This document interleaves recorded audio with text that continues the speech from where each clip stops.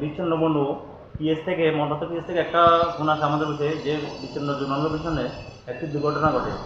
একটি ওয়াগনার গাড়ি রাস্তার একটি কুকুরকে বাঁচাতে গিয়ে অ্যাক্সিডেন্ট হয়, পুরাটা গাড়ি উল্টে গিয়েছে। এতে 3জন লোক আহত হয়। ওনাদের নাম, একজন নাম হলো সিকন্দর বাদশাহ, বয়স আনুমানিক 65 বছর।